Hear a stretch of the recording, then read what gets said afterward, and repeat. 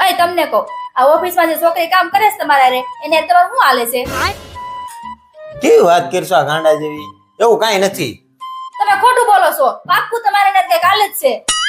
અરે અમારે એવું કાંઈ નથી હાલતું. તને કીધું કોણે આ? જો એવું કઈ નથી તો તમે જે ટાઈમે ઓફિસે જાવ છો ઈ ટાઈમે કેમ ઓફિસે જાય છે?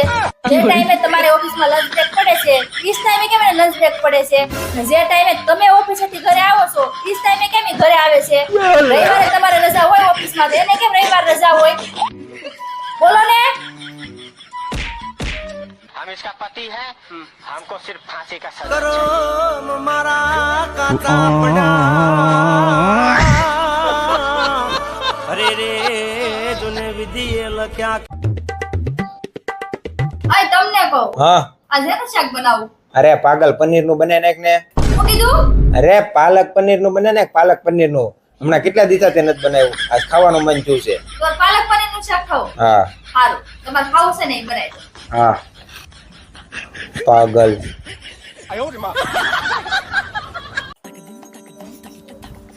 દીદી હું એક 50 રૂપિયા દે ને.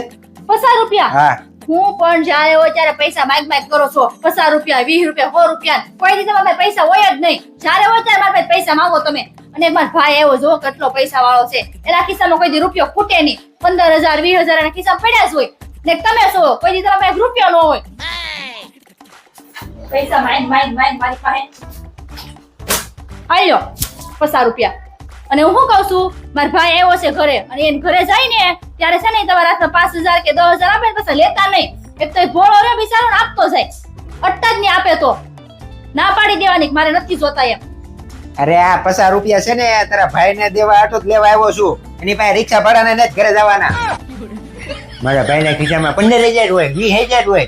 અરે રિક્ષા ભાડાના પૈસા નથી એટલે લેવા આવ્યો તારી પાસે. અને છે ને તાર મમ્મીને ફોન કરીને કહી દેજે કે તારા ભાઈને અહીંયા મોકલે ને તો પૈસા દઈને મોકલે. રિક્ષા ભાડાના અમારે દેવા પડે છે.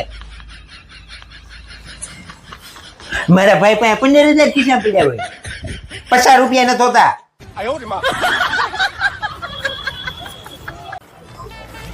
હું કઉ છું કોઈ પૂછે ને કે કોના તરફથી છો, તેમ કે છોકરા વાળા તરફથી છે. સારું વાંધો. નકર બે ઊંધું બોલશું ને તો હલવા હું. હા વાંધો, છોકરા વાળા તરફથી છે. હા બસ એમ. તમે લોકો કોના તરફથી? અમે છોકરા વાળા તરફથી છે. હું છોકરાનો મોટો ભાઈ છું અને મેં તમને તો કંકોત્રી લખી નથી અને હું તમને ઓળખતોય નથી. તો એ તો તમારી ભૂલ કહેવાય ને, તમારે અમને કંકોત્રી આપવી જોઈએ ને. હા બસ અમારે હું અમારો વ્યવહાર નહીં હાસવાનો. લઈ લે. અય હમણાં હું જાડી થઈ ગઈ છું. જાડી થઈ ગઈ તો શું છે, જાડા માણસો ક્યુટ ન લાગે? તો હું ક્યુટ લાગુ છું? અરે બહુ ક્યુટ લાગશો. જેમ કે હાથીનું મદનિયું.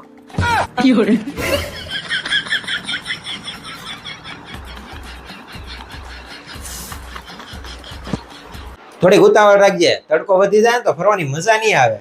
ઓછા તૈયાર થયો નથી લાગતું, હજી થોડાક વધારે તૈયાર થઈ જાવ. અરે ક્યાં તૈયાર, નોર્મલ છું ખાલી. લિપસ્ટિક અને આઈલાઇનર બે જ બાકી છે, બીજું કઈ મેકઅપ માં સોડ્યું નથી તમે? એ તો ખાલી નોર્મલ લગાડી લીધો થોડોક. ત્યાં કોક આવવાનું હશે એટલે એટલો મેકઅપ કર્યો છે તમે. અરે ક્યાં મેકઅપ લગાડ્યો છે, હાદો તો સૌ હાવ. તમાથા ફૂગો હું પાડ્યો છે, હાદુમાં તું તો વળાવાતું સીધા વળાની જેમ. હવે તું મારી ઉપર શક કરશો ખોટો ખોટો. શક તો કરીશ જ ને. આ પેલા તમારા કપડા જો, પેન્ટ શર્ટ નહોતા પહેરતા સીધા વળાની જેમ. જાવું છે કે નથી જાવું ઈ કે? જાવું જ છે, પણ આ પેલા તમારા રટોડિયા ફટોડિયા હરખા કરો ને પેન્ટ શર્ટ પહેરો પછી જાહું. હવે રેડી? હવે કોઈ છોકરી મારી આમ નહીં જોવે. હાલ. અરે એટલું સીધું તૈયાર થવા નતું કીધું તમને. ના ના હવે તો હું આમ જ રોજ તૈયાર થાય. હાલ. મારે ન થાવું તમારે યારે, જાવ એકલા તમે.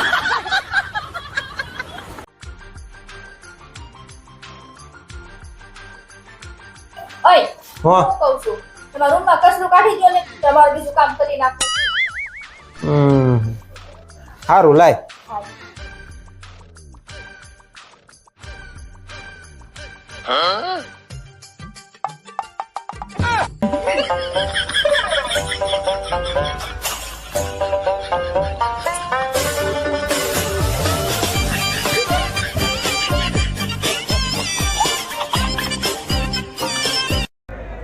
તમને કહું, હા આ લગન પેલા છોકરાને હળદર લગાવે અને પીઠી કેમ કહેવાય અને એટલી બધી કેમ લગાવે છે?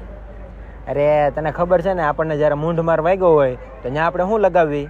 હળદર. હા તો બસ આ લગ્ન પછી જે એને મૂંઢ માર વાગવાના છે ને એને અગાઉથી હળદર લગાડી દે, એને પીઠી કહેવાય.